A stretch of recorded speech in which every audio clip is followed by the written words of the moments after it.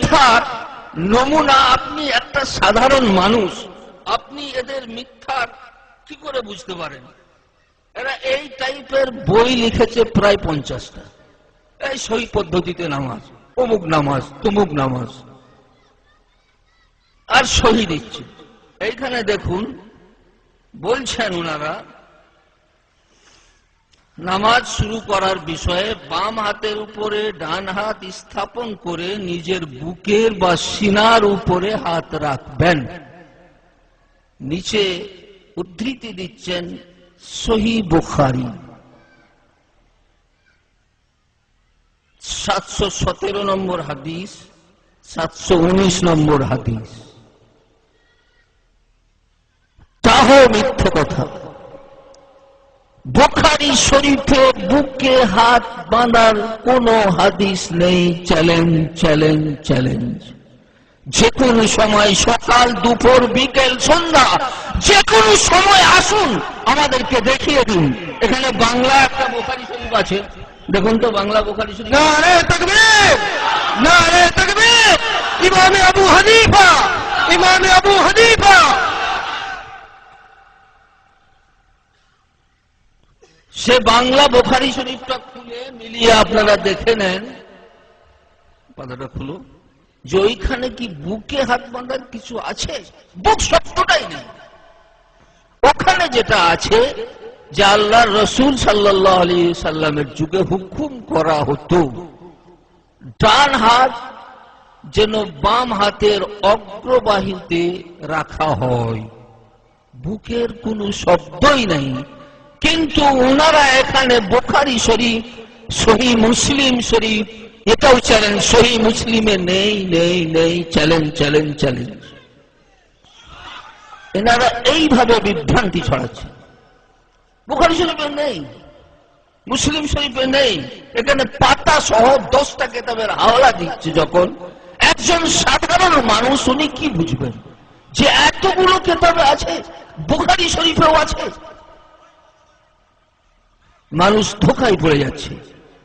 এখানে যেটা আছে, আন সাহল ইবনে সাদিন قال الناس يؤمرون أن يضع الرجل اليد اليمنى على ذراعه اليسرى في الصلاة।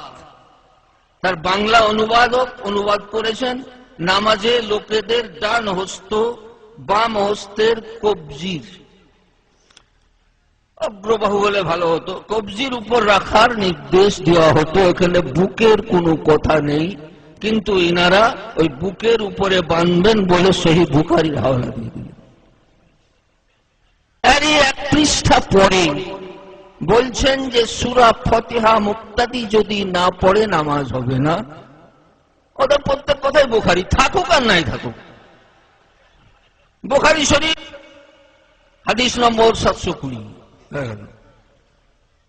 তাতে যে হাদিসটা আছে সেটা হলো সূরা ফাতিহা ছাড়া নামাজ হয় না। ইমামের পিছনে শব্দটা নেই, এটা এনাদের নিজেদের তৈরি মন গড়া।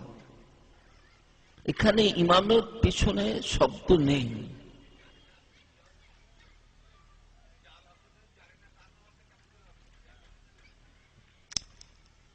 এরকম ভাবে আর পরে লিখছেন, সূরা ফাতিহার পর ইমাম মুক্তাদি সকলকে একসাথে জোরে উচ্চ আওয়াজে আমিন বলতে হবে। কোথায় আছে? সহিহ বুখারী। সব সহিহ বুখারী। সহিহ বুখারীতে নাই। চ্যালেঞ্জ, চ্যালেঞ্জ, চ্যালেঞ্জ, উঠে আসুন। কার বাবার ক্ষমতা আছে সহিহ বুখারীতে দেখান যে জোরে আমিন বলার কথা লেখা আছে? নারে তাকবীর, নারে তাকবীর।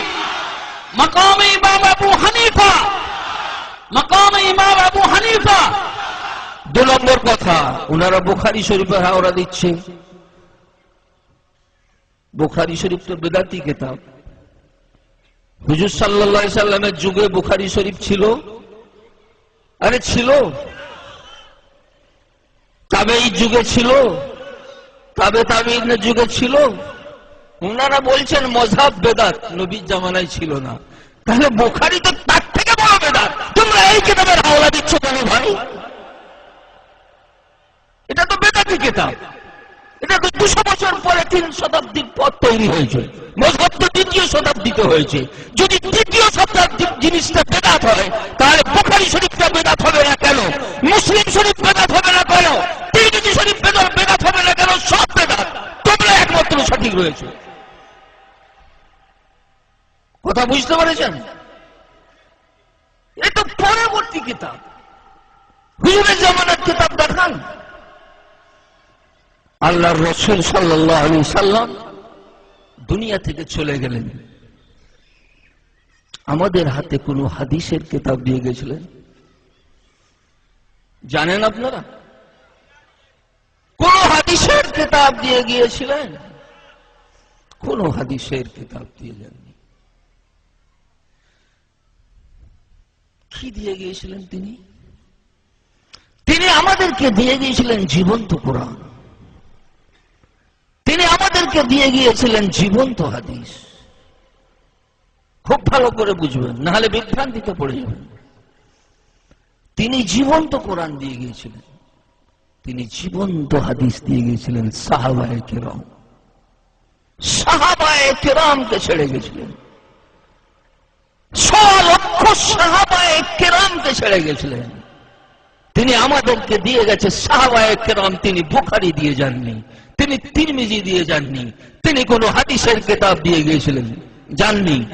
তিনি আমাদের সামনে ছেড়ে গেছেন জীবন্ত কোরআন, জীবন্ত হাদিস, সাহাবায়ে কেরাম। নারায়ে তাকবীর! আজমতে সাহাবা রাদিয়াল্লাহু তাআলা আনহু, আজমতে সাহাবা রাদিয়াল্লাহু তাআলা আনহু। নারায়ে তাকবীর!